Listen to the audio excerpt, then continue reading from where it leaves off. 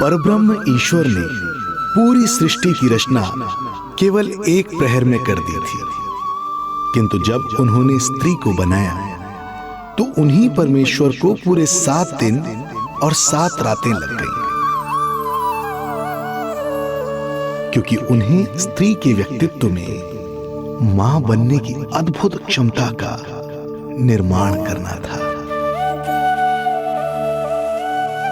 जो अपने तन को असहनीय पीड़ा देकर उसमें से एक नए जीव को जन्म देती है, जो अपने रक्त को दूध बनाकर अपनी संतान का पोषण करती है।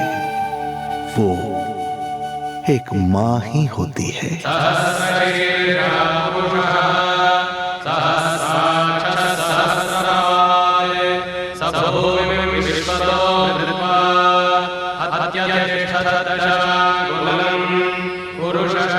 स्वयं भगवान श्री विष्णु भी मां की इस ममता से दूर ना रह पाए, विवश हो गए धरती पर अवतार लेने के लिए।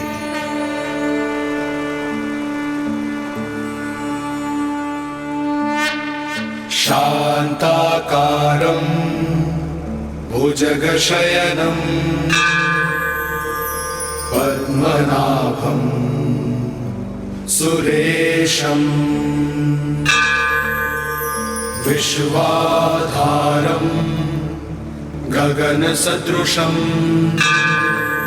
मेघवर्णं शुभांगं लक्ष्मीकान्तं कमलनयनं योगी वीरध्यानगम्यं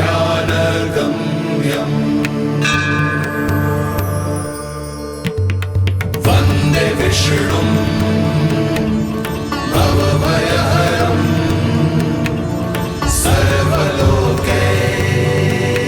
सर्वलोकैकनाथं वन्दे विष्णुं भवभयहरं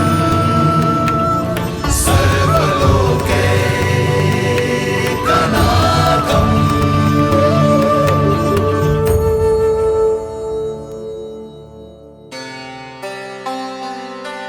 प्रणाम प्रभु। प्रणाम प्रणाम माता।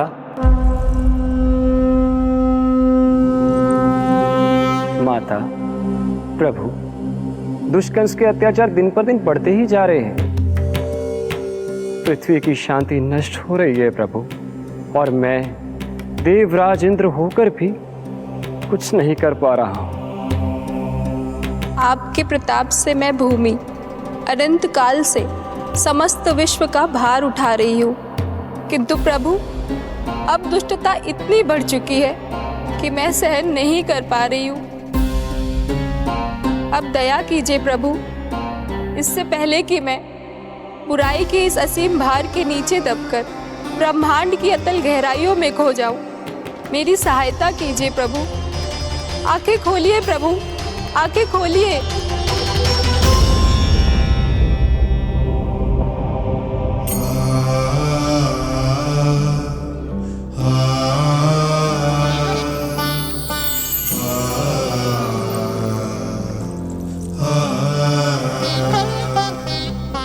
चिंता मत कीजिए, समय की पुकार को अनसुना नहीं करूंगा। मैं आप सबका कष्ट हरूंगा। मैं अवश्य अवतार लूंगा, मैं अवश्य अवतार लूंगा, मैं अवश्य अवतार लूंगा। श्री कृष्ण के रूप में, श्री कृष्ण के रूप में, श्री कृष्ण के रूप में।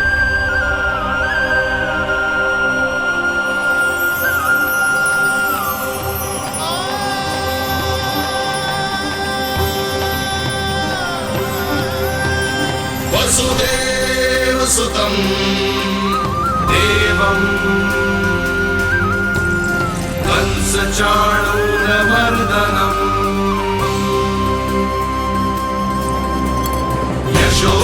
यशोदपरमानन्दं कृष्णं वन्दे जगद्गुरुं, कृष्णं वन्दे जगद्गुरुं। वसुदेव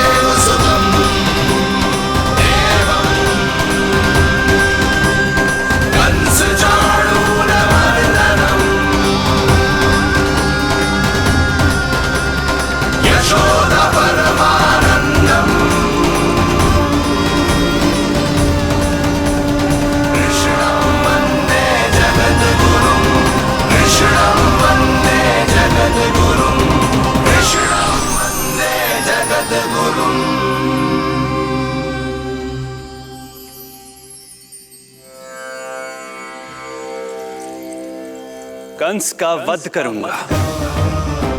ऐसी परिस्थितियां उत्पन्न करूंगा जिनके कारण इस काल का सबसे बड़ा युद्ध होगा।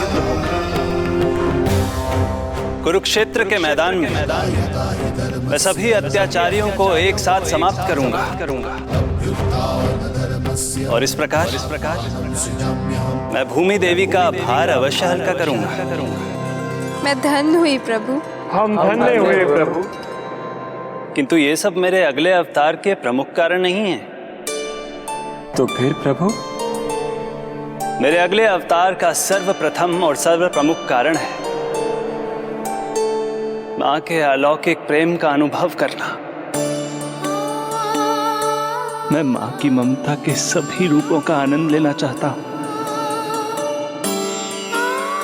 उसके हाथों से भोजन करना, उसके अंग से लिपट जाना, लोरियां सुनना,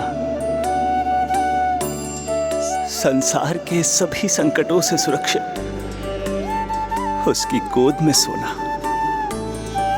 उसे मां मां कहकर पुकारना, सांसारिक विषयों के बारे में उससे जानना,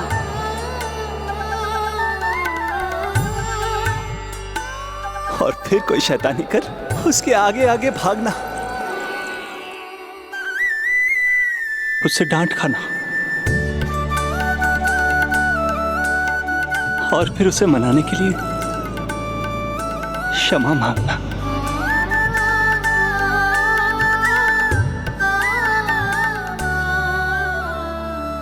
कितना आनंद आएगा जब वो मुझे दंड देने के लिए मेरे पीछे पीछे दौड़ेगी और मैं उस डर से सभी दिशाओं में भागता फिरूंगा। और फिर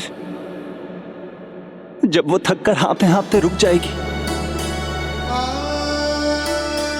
तो मैं स्वयं उसके पास जाऊंगा, उसकी ममता भरी गोद में समा जाऊंगा।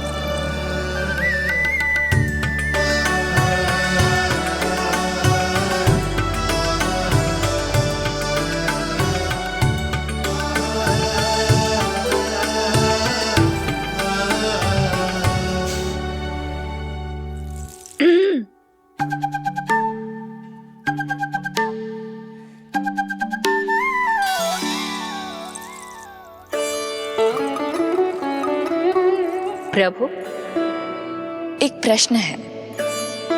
माँ और संतान के अद्भुत रिश्ते के इस आनंद को आप किसके साथ अनुभव करना चाहते हैं?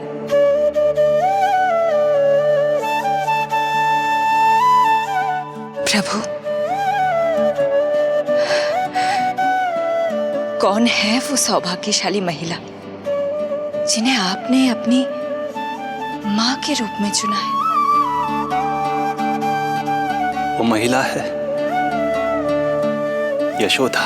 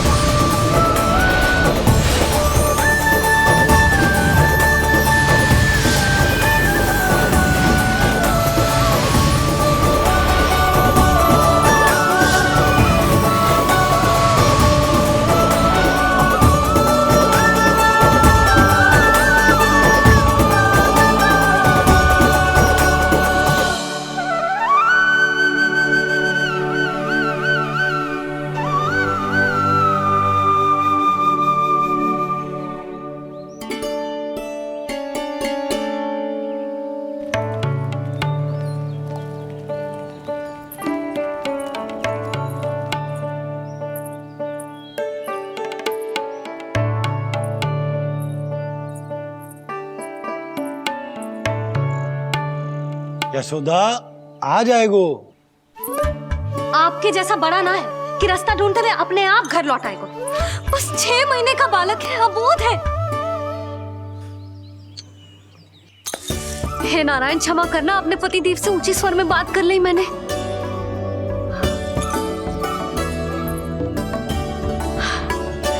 किसी को भी बुद्धि ना है पूरे गोकुल में के नंद जी का बालक खो गयो है, सुबह सुबह घर से भाग गयो है। किसी को ना पड़ी है कि उसे ढूंढे लेकर आए। यही सामान देते हैं वे गोकुल के राजा को। हे भगवान, ना जाने मेरा बच्चा कहाँ होगा, कैसा होगा। कितना समय होगा है, अब तक तो भूख भी लगी आई होगी उसे। आप क्यों रुक गए? आप खाओ। हाँ हाँ, आप खाओ, आनंद से खाओ। आपको तो कुछ चिंता ही ना है। माँ ही तड़पती है अपनी संतान के लिए।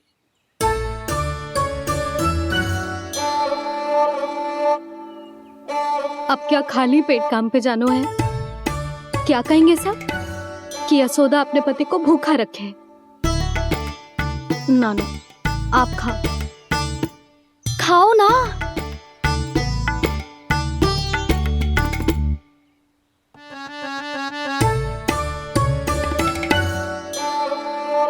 गुड़ के लड्डू कितने पसंद है उसे, कब से बना के रखे हैं।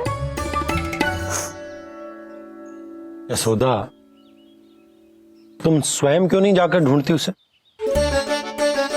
लड्डू भी खिला दियो और घर वापस भी ले आएंगे। जाओ, शीघ्र जाओ।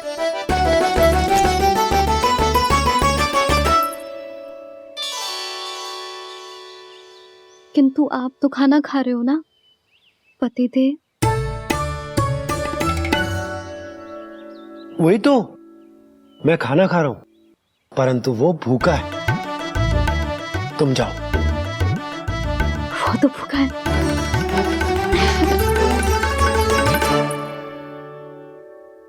ये बनेगी श्री हरि के अगले अवतार की माँ।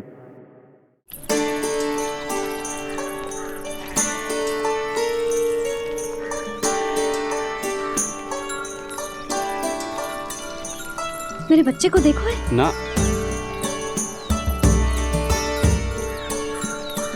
काकी, मेरे बच्चे को देखो है। नहीं नहीं,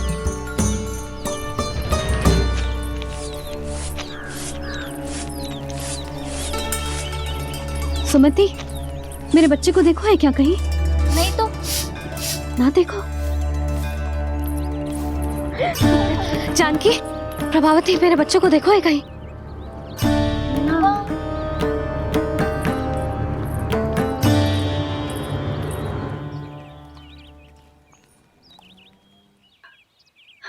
कहाँ है तू? देख, तेरी मैया कितनी चिंतित हो रही है, और तू है कि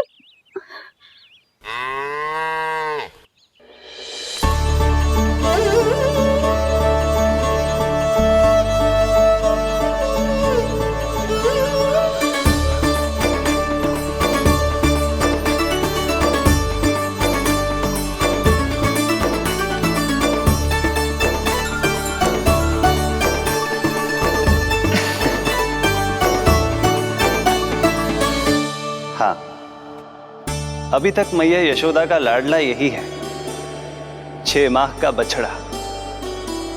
इसी पर ये अपनी सारी ममता न्योछावर करती हैं। तू फिर भाग गो। प्रतिदिन का काम होगा है तेरा। मैंने कही थी ना, मेरे बिना, अपनी मैया के बिना कहीं ना जानो है। ये संसार कितना भयानक है, कुछ मालूम है तुझे? दुष्ट भरे पड़े चारों ओर। वाह, दुनिया की अनोखी मैया और उसका अनोखा बालक, जो कि बालक है ही ना, गाय का बछड़ा है।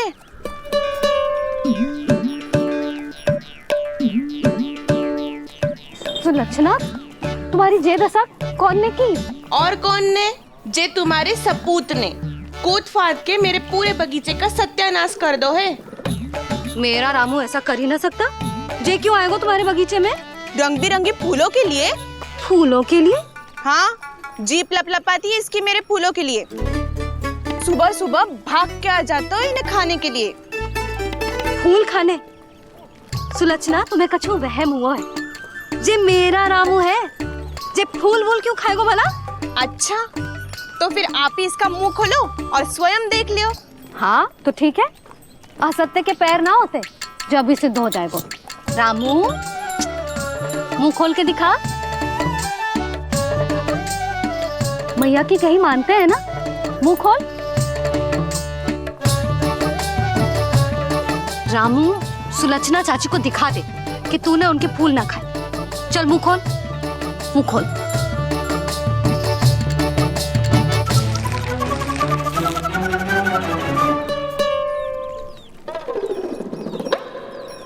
हाँ हाँ देख लो, इसने कुछ ना खाया है।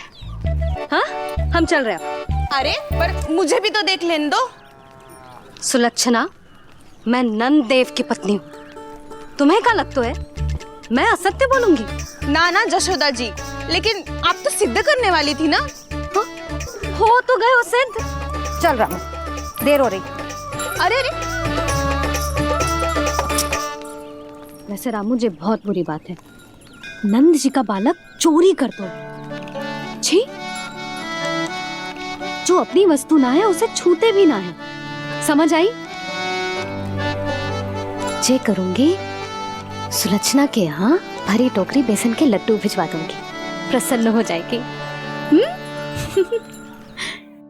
ये तो बड़ी चतुर है प्रभु। हाँ प्रभु, और जीवट भी है इनमें। बस यही देखा आप सबने? क्या आपने एक मां की चिंता नहीं देखी? प्रत्येक मूल्य पर अपनी संतान की रक्षा करने का स्वभाव नहीं देखा? या फिर असत्य भाषण करने पर अपनी भूल सुधारने की व्यग्रता नहीं देखी? कोई बात नहीं, मैं बताता हूं यशोदा क्या है। यशोदा पवित्रता की प्रतिमूर्ति है, विश्वास का आधार सुरक्षा की भावना है, ममता का मूर्त रूप है वो, वात्सल्य की गंगा है, भावनाओं का बहता हुआ निर्झर है।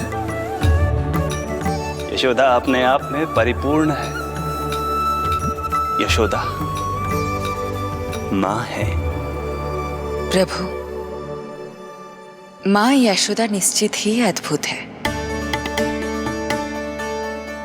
जिनके यहाँ आप पुत्र बनकर जाना चाहते हैं। उन्हें तो असाधारण होना ही है। किंतु प्रभु, आपके दिए हुए वचन के अनुसार आपको देवी देवकी का पुत्र बनकर जाना है, तो फिर आप एक ही जन्म में दोनों माताओं के पुत्र कैसे बन सकते हैं? आपका प्रश्न उचित है इंद्रदेव। पूर्व काल में प्रजापति सुतप्पा और उनकी पत्नी प्रश्नी ने मेरी घोर तपस्या की थी। उनके आग्रह करने पर मैंने उन्हें वरदान दिया था कि जब वो देवकी और वसुदेव के रूप में पृथ्वी पर आएंगे, तब मैं उनका अष्टम पुत्र कृष्ण बनकर जन्म लूंगा। पर मैया यशोदा के वात्सल्य प्रेम ने मुझे दुविधा में डाल दिया, क्योंकि वो भी तो पिछले जन्म से ही है ना। पिछले जन्म से?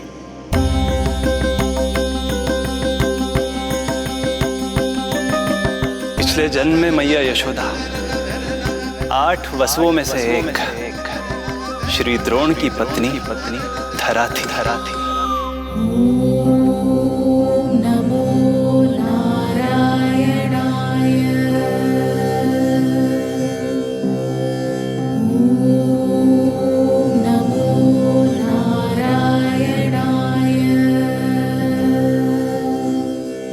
दोनों सहस्त्रों वर्षों तक निरंतर मुझे पुत्र रूप में पाने की मनोकामना के साथ घोर तपस्या करते रहे।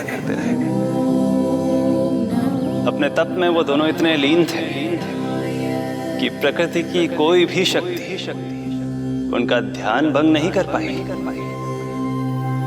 किंतु फिर एक दिन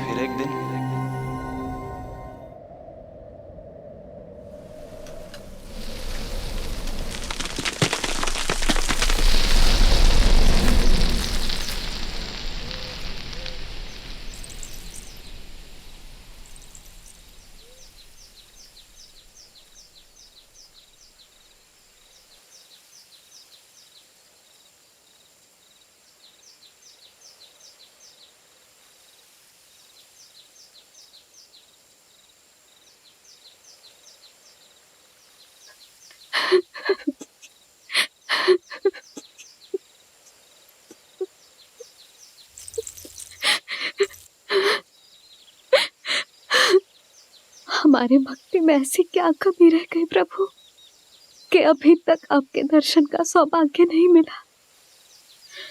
अब तो सैकड़ों वर्ष बीत गए हैं आपका सुमिरन करते हुए।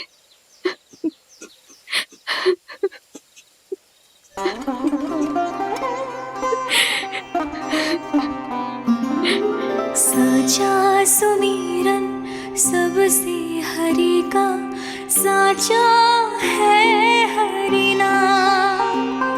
साचा सुमिरन सबसे हरि का, साचा है हरि नाम।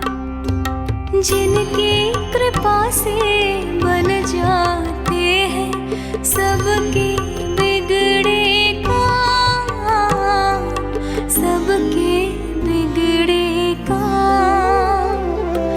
साचा सुमिरन सबसे हरि का, साचा है हरि नाम। आतुर है आंचल का उपवन, सुनने को पैजनिया छुन छुन। मधुर मधुर तुतलाती बोली, खेले संग संग आँख में चोली। मेरे मुख पे भी वे दो प्रभु, ममता भरी मुस्कान। साचा सुमिरन सबसे हरि का, साचा है हरि नाम। भक्त बिना भगवान है जैसे, माता बिन संतान के वैसे। हरि बिन मेरा जीवन सूना, भगवान लाज मेरी रख लो ना। भगवान लाज मेरी रख लो ना।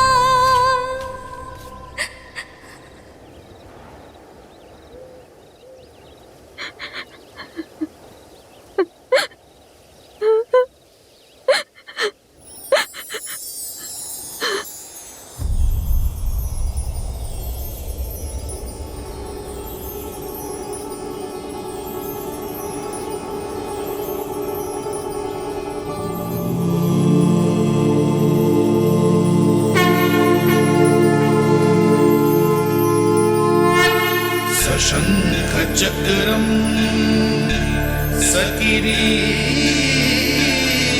कुंडलम सपीत वस्त्रम सरसीरुहे क्षणम। सहार वक्षस्थला शोभितास्तुभम् नमामि विष्णु शिरसा चतुर्भुजम्।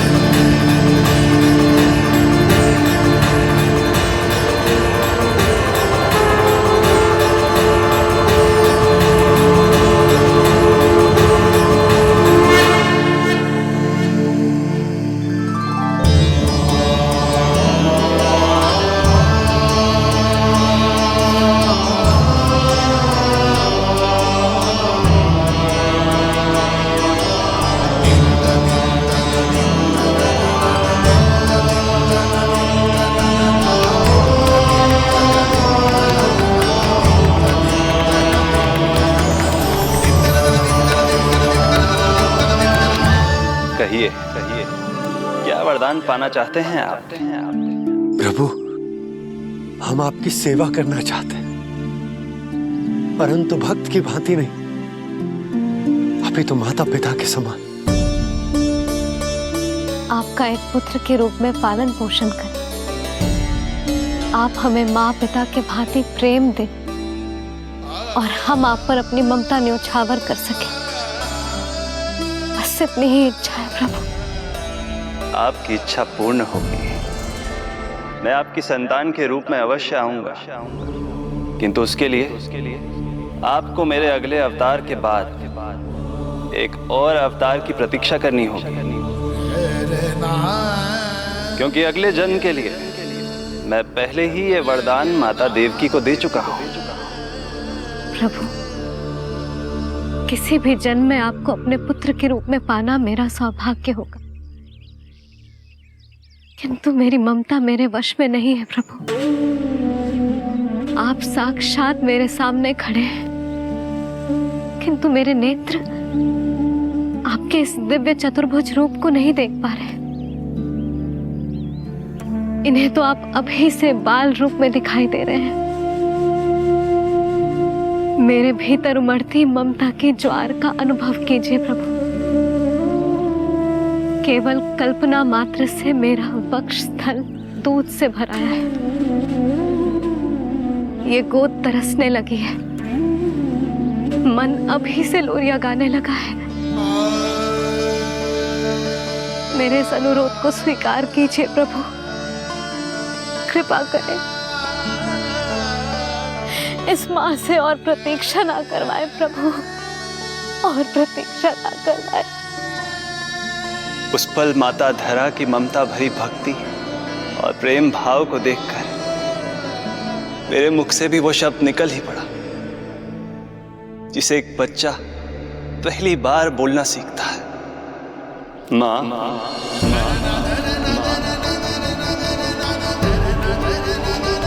अब ये प्रतीक्षा केवल आपकी ही नहीं, मेरी भी होगी। मैं भी तरसूंगा आपका पुत्र बनने के लिए। इस समय मैं विवश हूँ, किंतु मैं आपको वचन देता हूँ, मैं आपकी संतान बनकर अवश्य आऊंगा, प्रभु,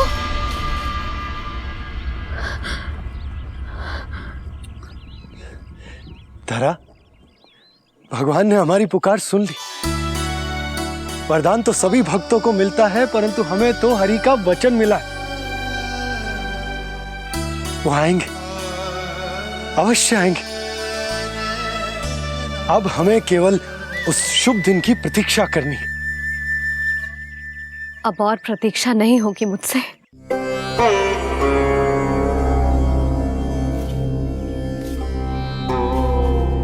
हमने सहस्त्रों वर्षों तक तपस्या की, ये समझ लो कि वो तपस्या अभी शेष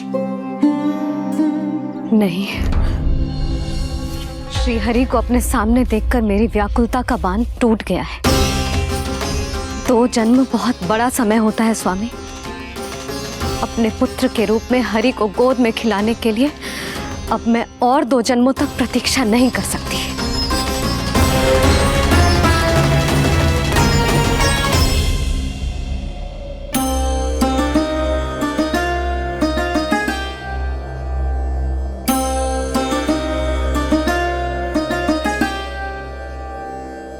व्यर्थ हरि बिन जग ये सारा, व्यर्थ हरि बिन जीवन धारा।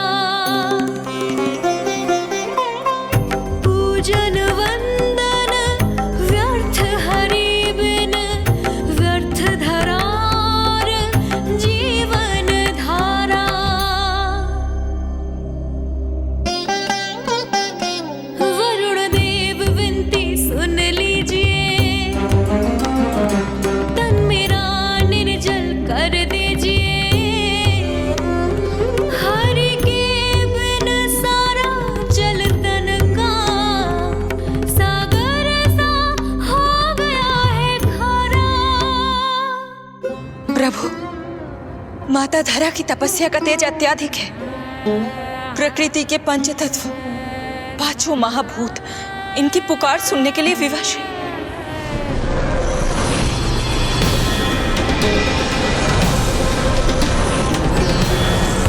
धरा, प्रिय, ये क्या कर रही हो? रुक जाओ। जठराग्नि सब दूर ये कर दो, अग्नि देव मेरे ताप को हर लो। माता जो वंचित ममता से, जग में नहीं उसको कुछ प्यारा। पूजन वंदन व्यर्थ हरि बिन व्यर्थ धरार जीवन धारा। प्रभु, यदि अग्निदेव अपना अग्नि तत्व वापस ले लेंगे तो इनकी पाचन शक्ति नष्ट हो जाएगी और जीवित रहने के लिए शारीरिक तापमान भी अति आवश्यक होता है। यदि वही विलुप्त हो गया तो धरा, तुम्हें मेरी सौगंध मत करो ये। हे भूमाता आकृति दाता, मिथ्या है ये माटी का ढांचा। माटी मुक्त करो इस तन से, जब ना मिला हरि का सहारा। प्रभु, भू तत्व ही तन को भार देता है, उसके बिना ये तो पूरी तरह से ढह जाएंगी। धरा, धरा, ये क्या हो गया? बस करो अब। प्रभु, कुछ कीजिए। मैं संसार का संचालक हूं देवी। नियमों का पालन करने के लिए मैं भी बाध्य हूं। जो वचन मैं पहले ही माता देवकी को दे चुका हूं, यदि मैं चाहूं तो भी उसे तोड़ नहीं सकता।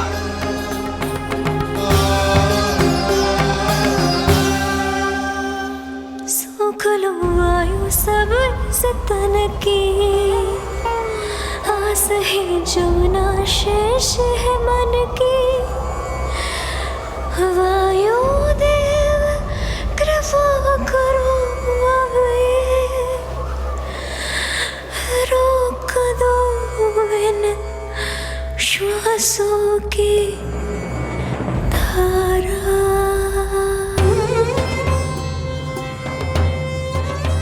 प्रभु, प्राण वायु के बिना प्राणों का बचना संभव नहीं।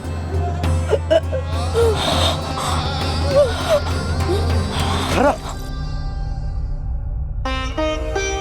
धरा, धरा, धरा, बस करो अब। क्या तुम अपनी सुध-बुध खो चुकी हो? तुम्हारे प्राणों में मेरे भी प्राण बसते हैं प्रिय। रुक जाओ। हे आकाश देव, तुमको मेरा अंतिम प्रणाम। अंतरात्मा लीन करो मेरी, लेके श्री हरि का नाम।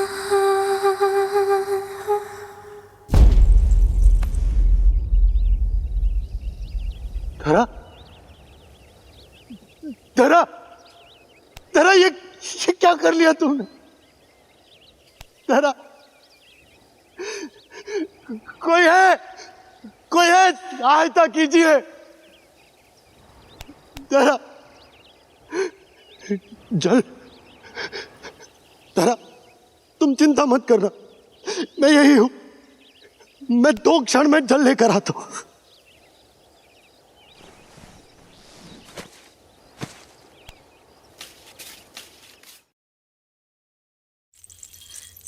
प्रभु, आप नियमों से तो अवश्य बंधे हैं, परंतु आप लीलाओं के स्वामी हैं।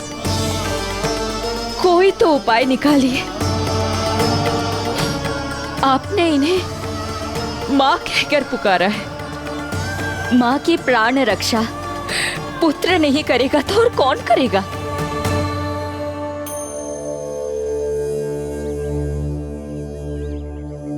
प्रेम ना जिसकी सीमा कोई,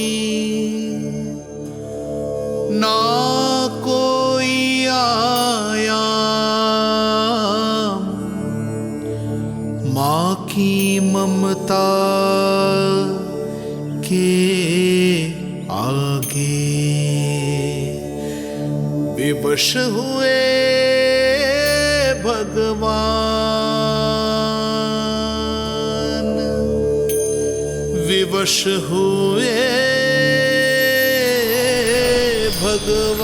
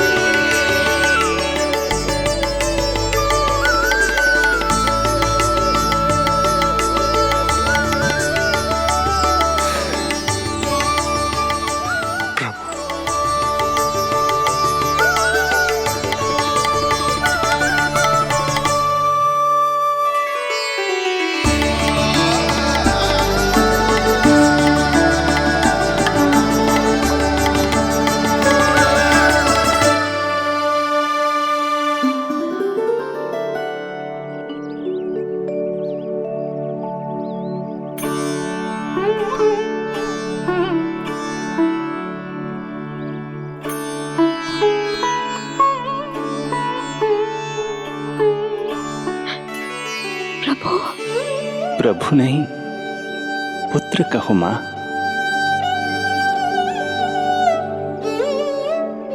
पुत्र, मेरा पुत्र, मेरा पुत्र।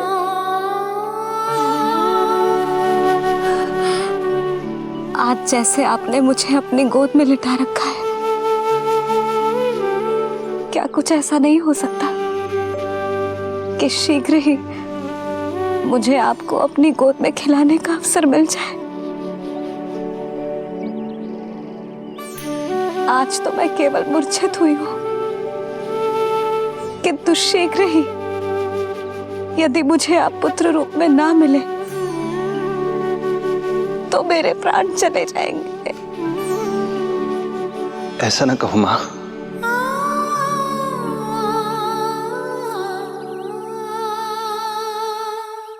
माता देवकी को मैं पहले ही वचन दे चुका हूं, इसलिए विधि के विधान के अनुसार मुझे उन्हीं का पुत्र बनकर जन्म लेना होगा। किंतु आपकी आतुरता का अनुभव करने के बाद अब मैं भी आपका स्नेह पाने से स्वयं को और वंचित नहीं रख सकता। आपने वरदान मांगा था कि आप पुत्र की भांति मेरा पालन पोषण करना चाहती हैं, इसलिए यदि आप उचित समझे तो आप अगले जन्म में ही अपनी इच्छा पूर्ण कर सकती हैं। जिस आयु में संतान को अपनी मां की ममता के आंचल की आवश्यकता सबसे अधिक होती है, उस आयु में अर्थात अपने जन्म के प्रथम दिन से 10 वर्षों तक मैं आपके साथ रहूंगा। किंतु फिर मुझे अपनी जन्म देने वाली मां माता देवकी के पास लौटना होगा। ऐसा करने से मैं उन्हें दिया वचन भी निभा पाऊंगा और आपकी ममता का सौभाग्य भी प्राप्त कर पाऊंगा। यदि आपको स्वीकार हो तो। स्वीकार है प्रभु, सहर्ष स्वीकार है। एक माँ और पुत्र का नाता केवल उसके कोख से जन्म लेने से ही नहीं बनता, ये नाता तो ममता से बनता है, और मैं अपनी ममता आप पर न्यौछावर करने के लिए आतुर हूं। यशोमती मैया के नंद लाला, यशोमती मैया के नंद लाला, यशोमती मैया के नंद लाला, यशोमती मैया के नंद लाला। तो इस प्रकार परमपिता परमेश्वर श्री हरि विष्णु एक ही जन्म में दो दो माताओं का पुत्र बनने के लिए उत्साहित भी थे और भावुक भी। किंतु जगत माता श्री लक्ष्मी और अन्य सभी देवगण ये जानना चाहते थे कि श्री हरि ये अभूतपूर्व कार्य कैसे करेंगे। भगवान बोले, ये सब संभव होगा उसके कारण जो मेरे अगले जन्म की कथा का मुख्य पात्र है, कंस।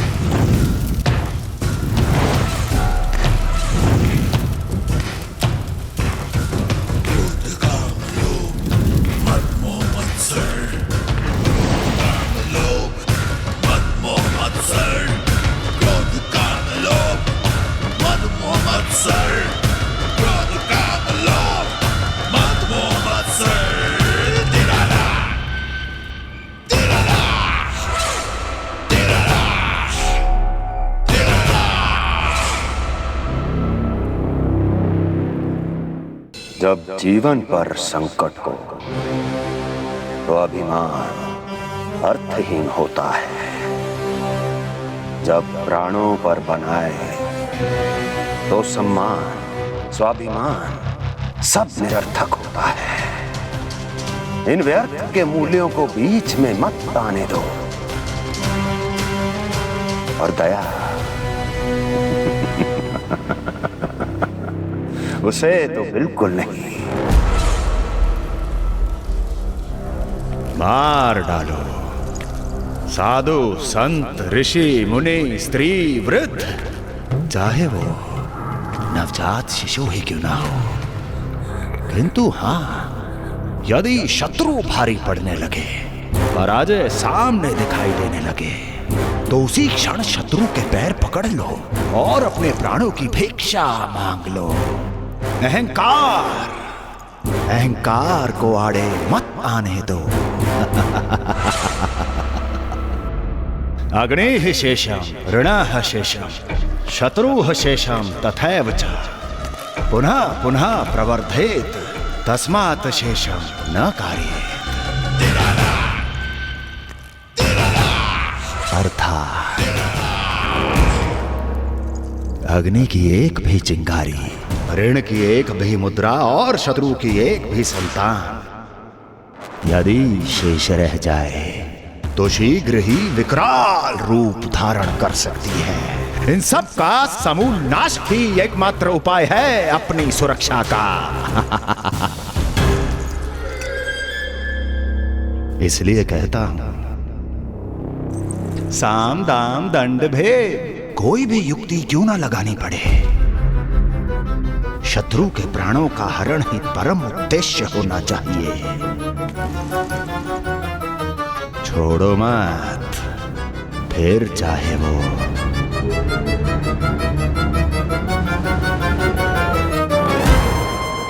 विष्णु ही क्यों ना हो।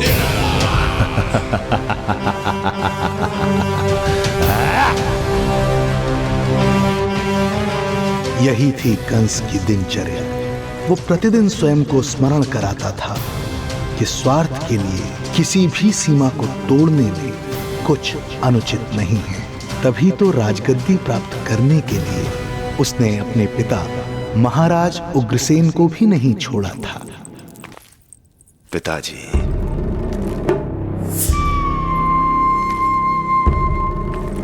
हो सके तो मुझे क्षमा कर दीजिएगा।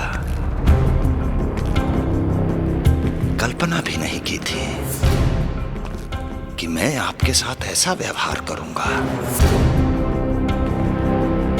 आपको प्रतीत हो रहा होगा कि मैं क्रूर हूं, स्वार्थ में अंधा हो गया हूं, किंतु मैं विवश हूं।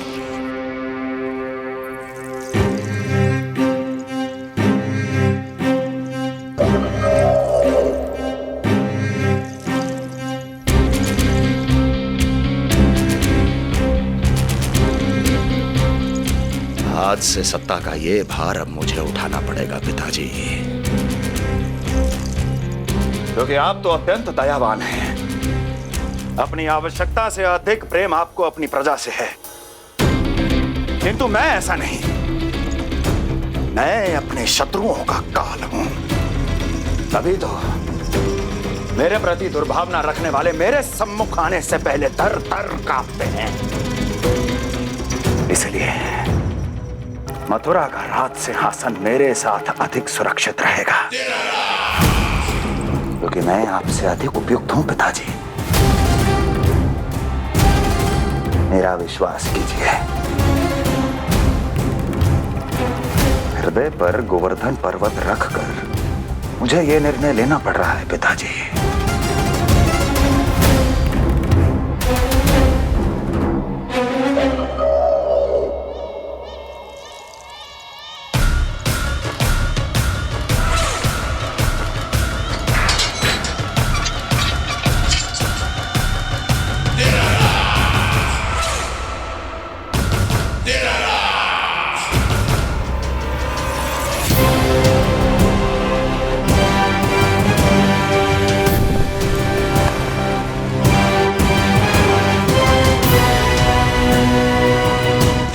चाबी यमुना में फेंक देना। कोई कितना भी क्रूर, कठोर राक्षस ही क्यों ना हो, किसी न किसी के लिए उसके हृदय में भी प्रेम उपजता ही है। कंस भी इस नियम का अपवाद नहीं था। इस संसार में एक जीवात्मा ऐसी भी थी जिसे वो स्वयं से भी अधिक स्नेह करता था, और वो थी उसकी लाडली बहन देवकी।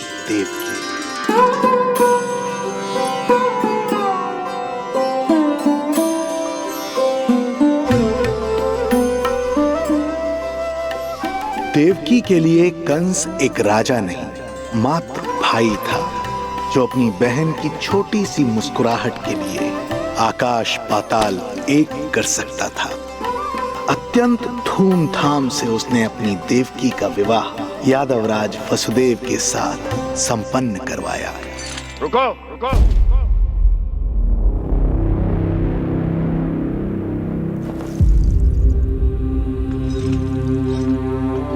ये आप क्या कर रहे हैं? आप मथुरा नरेश हैं। नहीं कुंवर जी, आज मैं मात्र वो भाई हूं जो अपनी प्रिय बहन के साथ बस कुछ क्षण और व्यतीत करना चाहता है। कंस के हृदय में देवकी के लिए उमड़ता प्रेम का सागर तब अचानक सूख गया जब उसने ये आकाशवाणी सुनी। महापापी अत्याचारी कंस,